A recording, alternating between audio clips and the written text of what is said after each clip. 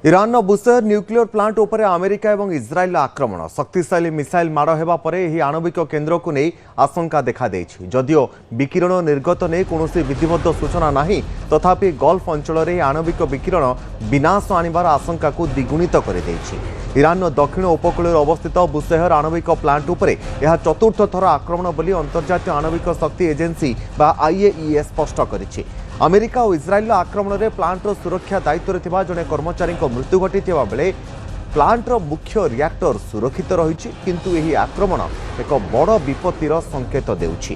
ଏ plant ଉପରେ ଆକ୍ରମଣ ପରେ କଡ଼ା ଚେତାବନୀ ଦେଇଛନ୍ତି ଇରାନର ବୈଦେଶିକ ମନ୍ତ୍ରୀ। ଜାତିସଂଘର ମହାନିର୍ଦ୍ଦେଶକ ଏବଂ IAEA ମୁଖ୍ୟଙ୍କୁ ଏକ ଜରୁରୀକାଳୀନ ଚିଠି ଲେଖି ଆକ୍ରମଣ ପାଇଁ ସିଧାସଳଖ ଆମେରିକା ଇସ୍ରାଏଲକୁ ଦାୟୀ କରିଛନ୍ତି।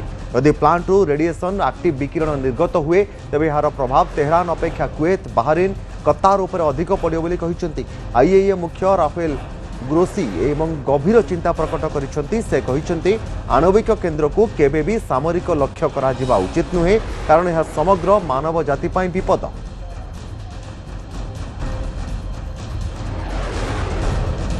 जमती कि ईरान विदेश मंत्री अब्बास अरगाजी जो कथा कहले जे वर्तमान गल्फ कंट्री रे रेडिएशन लीकेज रो भय रहउछि कारण बुशेर प्लांट रे थरे नो चारि थर आक्रमण कलानी अमेरिका इजराइल थ्रोरे एवं ए आक्रमण रे वर्तमान जो टेंशन थिला जे गोटे परमाणु केन्द्र जिते ब्लास्ट करा जाए जेपरी भाव में से बम्बिंग करुछंती या द्वारा रेडिएशन जदि लीकेज हुए तेबे खाली ईरान पाही ता क्षति हबो नाही। से रेडिएशन रो प्रभाव रे पूरा संपूर्ण गल्फ एरिया ता द्वारा विनाश। जमती कि ईरान विदेश मंत्री अब्बास अरगाजी जो कथा कहले जे वर्तमान गल्फ कंट्री रे रेडिएशन लीकेज रो भय रहउछि कारण बुशेर प्लांट रे थरे नो चारि थर आक्रमण कलानी अमेरिका इजराइल थ्रोरे एवं ए आक्रमण रे वर्तमान जो टेंशन थिला जे गोटे परमाणु केन्द्र जिते ब्लास्ट करा जाए जेपरी भाव में से बम्बिंग करुछंती या द्वारा रेडिएशन जदि लीकेज हुए तेबे खाली ईरान पाही ता क्षति हबो नाही। से रेडिएशन रो प्रभाव रे पूरा संपूर्ण गल्फ एरिया ता द्वारा विनाश।